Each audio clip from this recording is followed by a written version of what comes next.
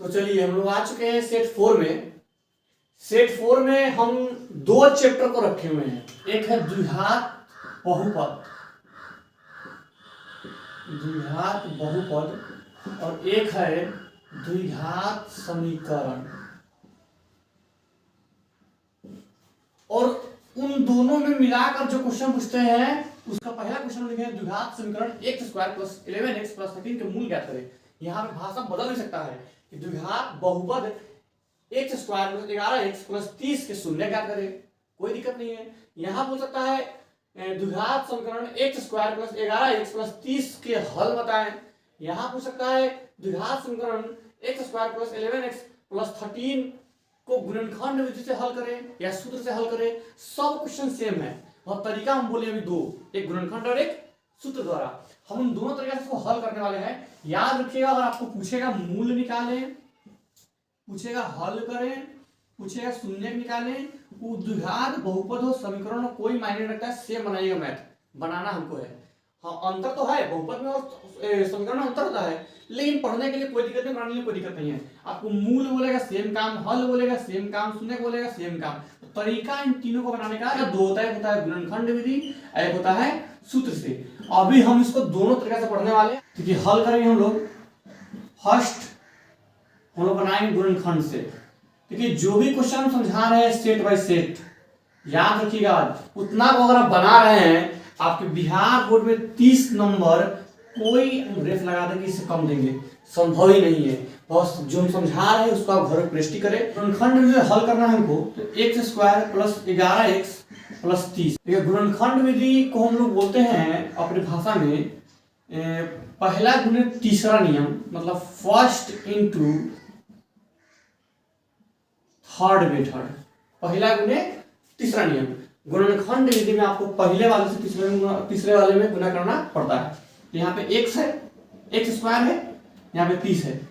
इस 30 से हम गुना करेंगे इसमें, तो इसके चर में गुना करते हैं, इसके अचर में गुना करते हैं हम लोग। 30 में गुना करेंगे, यहाँ पे अचर कितना है, 1 है। जो x² के साथ में वो अचर होता है, इसमें कुछ है ही नहीं है, इसलिए हम लोग 1 मानते हैं। 30 × 30। अब जब गुना कर लिए फर्स्ट इंटू थर्ड, उसको हम अलग लिख लेते हैं। ठीक है, तो फर्स्ट वाला उसको सेम उतार देंगे, लास्ट वाला को भी सेम उतारेंगे, बराबर 0। आता है बीच वाला। बीच वाले को ऐसे दो भाग में तोड़ना है, ऐसे दो भाग में तोड़ेंगे कि जोड़ने पर 11 है और गुना करने पर 30 है। ठीक है, जोड़ने पर कितना है, 11, चूंकि यहाँ पे जोड़ है। ठीक है, इस चीज से मतलब नहीं, इससे मतलब यहाँ घटा रहेगा तो बोलेंगे घटाने पे 11 है और गुना करने पे 30 है। लेकिन यहाँ जोड़ है तो बोलेंगे जोड़ने पे 11 है और गुना करने पे 30 है। तो अब इसका तरीका क्या है, तो मन में आया 5 6 11 5 36 हल्का हो जाता है। आप इस तरह कर सकते हैं, और जब भारी पूछेगा तो गुणनखंड भी कर सकते हैं, अभाज्य गुणनखंड भी से कर सकते हैं। 2 से 15, 3 से 5, 5 से 1, ये 3 × 6 हो गया यहाँ पर, 5 5 6 11 6 5 30, 5x + 6x। आप 5x पहले लिखे या बाद में, कोई मतलब उसका बनता नहीं है। ठीक है, देखिए हमारे यहाँ पे हमारे पास 4 मान हो गया, 1 2 3 4। इन दोनों और इन दोनों में से हम कॉमन लेंगे। कॉमन क्या लेंगे, इसमें देख रहे हैं इसमें x² है, मतलब x यहाँ पे गुना में 2 है और यहाँ पे 1 है, x 1 कॉमन लेंगे। तो यहाँ पे 2 था, 1 निकल गया, 1 x बच जाएगा, प्लस x कॉमन लिए, यहाँ 5 बचेगा। ये बेसिक्स हैं, जिनको ये भी नहीं आ रहा होगा वो व्यक्ति बोलेंगे उनके लिए अलग से एक वीडियो बन जाएगा, लेकिन ये बेसिक्स है। प्लस यहाँ 6x है प्लस 30 है, हम 6x और 30 में जो कॉमन लेंगे वो 6 हो जाएगा। तो 6 एक ऐसा पढ़ा है जो दोनों भाग कर सकता है। यहाँ पे x + 5 = 0। देखिए मेरा ये x + 5 और ये x + 5 सेम है, मतलब यहाँ पे कॉमन लेने का दोनों में सेम आया है। अगर सेम नहीं आ रहा है इसका मतलब मैथ क्या कर रहे हैं, गलत बना रहे हैं। सेम आ रहा है इसका मतलब हमारा मैथ सही बन रहा है। ठीक है, आगे बढ़ते हैं हम लोग। जो दोनों सेम है उसको अलग लिख लेते हैं हम लोग, x + 5। जो बाहर है उसको अलग लिख लेते हैं हम लोग, x + 6 हो गया बराबर 0। अब बंटवारा कर दीजिए दोनों भाई का, x + 5 दोनों का 0 है, इसको दे देंगे 0, कॉमा x + 6 इसको दे देंगे 0। अब ये सिंपल हो गया समीकरण, x = -5 हो जाएगा, यहाँ पे x = -6 हो जाएगा, इसलिए x = -5 -6 आंसर, ये मूल निकल गया, मैथ बन गया। अगर इस समीकरण को हम लोग गुणनखंड से बढ़ते तो। लेकिन मान लीजिए हम लोग बनाते हैं और सूत्र से कैसे बनता है, देखिए मूल बराबर होता है, सूत्र याद रखिएगा, x is equal to minus b plus minus root under b square minus 4ac बटा 2a। ठीक है, ये फॉर्मूला है, ये मूल निकालने का फॉर्मूला है, सूत्र है, द्विघात समीकरण का मूल निकालने का सूत्र फॉर्मूला है। एक्स स्क्वायर के साथ है उसको a बोलते हैं, जो x के साथ है उसको हम लोग b बोलते हैं, और जो अचर पद है उसको हम लोग c बोलते हैं। तो यहाँ देख रहे हैं a का मान 1 है, क्योंकि x स्क्वायर से कोई है ही नहीं इसलिए 1 हो जाएगा। x के साथ 11 है इसलिए b का मान 11 हो जाएगा। अचर पद में 30 है मतलब c का मान 30 हो जाएगा। लिखते हैं हम लोग x बराबर, यहाँ देखिए x स्क्वायर दिया है, यहाँ अगर y होता तो y स्क्वायर होता, हम यहाँ y लिखते। ठीक है, x स्क्वायर बराबर plus minus minus b plus minus root under b square minus 4ac बटा 2a। इसको हम हल करेंगे, माइनस का माइनस, b का वैल्यू 11 है, plus minus root under b का मान 11 है, 11 square minus 4ac, 4 into a का मान 1 है, इंटू c का मान 30 है, बटा 2a, 2 into 1 minus 11 plus minus root under 11 का square 121 minus 120 by 2 minus 11 plus minus root under 121 121 minus 120 is equal to 1। ठीक है, माइनस 11 प्लस माइनस 1 बाई 2। यहाँ हम लोग यहाँ पे बंटवारा कर देंगे, यानी ये प्लस माइनस दोनों है, हम लोग अलग अलग छाट देंगे, प्लस वाले अलग और माइनस वाले को अलग। तो माइनस 11 है, माइनस 11, एक प्लस वाला है, एक प्लस बटा 2 कॉमा, फिर सेम करेंगे, बस वहां पे चिन्ह बदल के हम माइनस कर देंगे बटा 2। अब देखिए हम लोग minus 11 plus 1 minus 10 by 2 2 minus 11 minus 1 minus 12 by 2 minus 5 minus 6। देखिए आंसर हमारा सेम आया है, -5। आप अगर गौर कर रहे हो तो -5 और -6 दोनों का आंसर सेम है, और तरीका अलग अलग है। आपको दोनों तरीका लेकिन आना चाहिए, क्योंकि हमारे बिहार बोर्ड एग्जाम में दोनों में से कोई भी पूछ सकता है या दोनों भी पूछ सकता है। क्या रखिएगा, द्विघात समीकरण से क्वेश्चन बहुत पूछते हैं, 4-5 क्वेश्चन पूछते हैं। यहाँ पे हम सेट को एक क्वेश्चन आगे चल रहे हैं कि एक क्वेश्चन पूछेगा, लेकिन इससे ही 4-5 क्वेश्चन पूछते हैं। ठीक है, दूसरा क्वेश्चन में हम आ चुके हैं। क्वेश्चन है द्विघात समीकरण 3x square minus 4x plus 4 is equal to 0 के मूलों की प्रकृति बताएं। हमको बताना है यहाँ पे प्रकृति। देखिए जो पहला क्वेश्चन पढ़े उसमें हल करना था, शून्य निकालना था और मूल निकालना था, लेकिन जब कभी आप पूछेगा प्राकृतिक बताएं या विवेचक निकालें, इसी का एक और नाम है विविधकार, तो आप सूत्र यूज कीजिएगा d बराबर बी स्क्वायर माइनस 4ac। याद रखिएगा, ठीक है। जब कभी भी आपको प्राकृतिक पूछेगा, विवेचक पूछेगा, विविधकार पूछेगा, तो क्या सूत्र आएगा हम लोग, d बराबर बी स्क्वायर माइनस 4ac। इस सूत्र से हम लोग प्राकृतिक भी याद करते हैं, विवेचक भी और विविधकार भी। ठीक है, हल करते हैं, फिर वही a का मान, तो जो x स्क्वायर के साथ है उसको हम लोग a बोलते हैं, 3 हो गया। जो x के साथ है उसको b बोलते हैं, तो b का मान यहाँ 4 हो गया, लेकिन यहाँ माइनस लगा इसलिए -4 हो गया। c का मान जो अचर पद होता है c का मान बोलते हैं, 4 हो गया। ठीक है, निकालना है प्राकृतिक, तो हम लोग निकालते हैं पहले d का मान, B square minus 4ac, b का मान है -4 का स्क्वायर माइनस 4 इंटू a का मान 3, c का मान 4, 16 माइनस 48 माइनस। तो क्वेश्चन बोला होता है कि द्विघात समीकरण इतना का विवेचक ज्ञात करें। क्वेश्चन अगर विवेचक के बारे में होता, विविधकार के बारे में होता, तो मेरा मैथ बन चुका, विवेचक इसका निकल चुका है, क्योंकि डी विवेचक का ही शॉर्ट टर्म होता है, विविधकार का ही शॉर्ट टर्म होता है, तो मेरा विवेचक बन चुका है, मैथ मतलब बन जाता। अगर यहाँ पे प्राकृतिक की जगह और विवेचक बोलता तब मेरा मैथ बन चुका था, आंसर मेरा -32 आ गया है।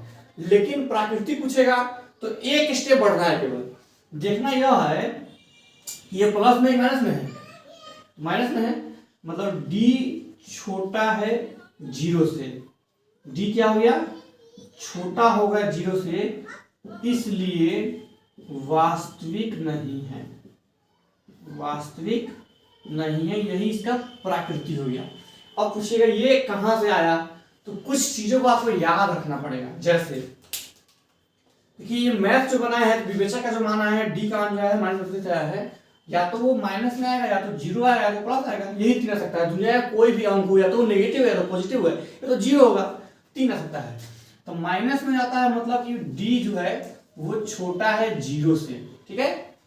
माइनस का मतलब होता है कि डी छोटा है जीरो से, और जब जीरो आएगा मतलब डी है बराबर जीरो के, और जब प्लस में आएगा मतलब डी बड़ा है जीरो से, ठीक है। ध्यान देंगे, ठीक है हम लोग, डी बड़ा है जीरो से। जैसे मान लीजिए अगर यहाँ पे 32 -32 10 आता, 10 आता प्लस में तो वो जीरो से बड़ा होगा, तो 10 आता प्लस में तो जीरो से बड़ा लिखते हैं। अगर यहाँ जीरो आता तो जीरो के बराबर लिखते हैं हम लोग। अगर माइनस में आया तो माइनस मतलब जीरो से छोटा लिख रहे हैं हम लोग। समझ में आ रहा बात? चलिए, तो जब कभी आंसर माइनस में आता है, मतलब डी का मान जब जीरो से छोटा होता है, तो उसको बोलते हैं वास्तविक नहीं है। क्या बोलते हैं? वास्तविक नहीं है, मतलब अवास्तविक है। वास्तविक नहीं है, अवास्तविक है। जब डी का मान बराबर आता है जीरो के, तो बोलते हैं वास्तविक है और समान भी है। समान मतलब बराबर है, उसका आंसर सेम आता है। अगर मान कर इसका जब डी का मान प्लस आएगा मतलब बड़ा आएगा जीरो से, तो बोलते हैं वास्तविक है और असमान है। इन्हीं तीनों को आपको याद रखना है। जहां भी प्राकृतिक पूछेगा उसमें यह काम लेगा। अगर विवेचक केवल पूछता तो मेरा मैथ यहां तक पूरा रेडी था, मेरा आंसर सही था, 2 नंबर उनको मिल जाता। लेकिन प्राकृतिक पूछेगा तो आपको 1-2 स्टेप बनाना है। p के किस मान के लिए द्विघात समीकरण 3x² - 5x + p = 0 के मूल समान होंगे। मतलब यहाँ पे p का मान निकालना है। कब निकालना है? जब समीकरण इतना का मूल जो है वो समान है। अभी हम लोग जस्ट यहाँ पढ़े थे कि जब d का मान छोटा होगा जीरो से, वास्तविक नहीं होगा, मतलब अवास्तविक होगा। और जब d का मान बराबर होगा तो मूल वास्तविक होगा लेकिन समान होगा। लेकिन क्या होगा? समान होगा। और अगर d का मान जब बड़ा होगा जीरो से तो मूल वास्तविक होगा और असमान होगा। यहाँ पे ये कंडीशन दिया है कि मूल वास्तविक मूल समान होंगे, ठीक है। मतलब d का मान जीरो, इसको पता है पहले से। चलिए हम लोग हल करते हैं। हल करेंगे तो समीकरण दिया है 3x² - 5x + p। फिर हम लोग a का मान लेते हैं और b का मान और c का मान। तो a का मान दिया है 3, b का मान है -5, c का मान दिया है p। और मूल समान है, मतलब उसको पता है कि d बराबर यहाँ पे जीरो है, हम लोग वही लिखते हैं, d बराबर जीरो। उसको पता था पहले से, वो खुद क्वेश्चन खुद बोल रहा है कि मूल समान है, मतलब d का मान जीरो है। और d का फॉर्मूला होता है b² - 4ac = 0 का 0। अब यहाँ हम लोग मान पुटअप करेंगे। मान पुटअप करेंगे तो b का मान है मेरा -5, -5 का स्क्वायर, -4 × a का मान है 3 और c का मान है p = 0। -5 का स्क्वायर 25 हो जाएगा, -4 × 12p हो जाएगा = 0। हम लोग 12p को उधर देंगे तो 25 = 12p माइनस हो जाएगा तो प्लस हो गया, ठीक है। अब देखेंगे हम लोग 25/12 = p, क्योंकि ये प्लस माइनस गुना में है तो बटा में आ जाएगा। ये मेरा आंसर हो गया। द्विघात बहुपद 5x² - 7x + 1 के शून्य अल्फा और बीटा हो तो वो 1/α + 1/बीटा का मान बिहार बोर्ड में हमेशा पूछता है। एक न एक क्वेश्चन आपसे ये एग्जाम में पूछेगा, या तो ऑब्जेक्टिव या सब्जेक्टिव हो, लेकिन पूछता है, ठीक है। चलिए इन क्वेश्चन को हम लोग हल करते हैं। अच्छा, हल करने से पहले आपको बताएं, आप सूत्र पढ़े होंगे शून्यकों का योगफल, द्विघात बहुपद के शून्य का योगफल अल्फा जो बीटा होता है -b बीटा a, और शून्य का गुणनफल अल्फा बीटा बराबर होता है c बटा a। आप ये 2 सूत्र पढ़े होंगे द्विघात बहुपद के लिए। और त्रिघात का भी होता है शून्य का योगफल, गुणनफल, दो दो करके योगफल, ये सब पढ़े होंगे, ठीक है। हम लोग आगे बढ़ते हैं। दिया है तो हम लोग पहले a का मान रखते हैं 5, b का मान -7 और c का मान 1। देखिए क्वेश्चन में हमको ये हल करना है, तो जो दिया रहेगा बनाने के लिए यहाँ पे 1/α + 1/बीटा दिया है, ये चेंज भी कर सकता है। देता है अल्फा बटा बीटा जोड़ बीटा बटा अल्फा, ये भी दे सकता है, दे देगा अल्फा जोड़ बीटा माइनस अल्फा बीटा, कुछ भी दे देगा, बस अल्फा बीटा के आधार पर देगा, और अल्फा बीटा के आधार पर देगा तो हम मैथ को बना लेंगे। ठीक है,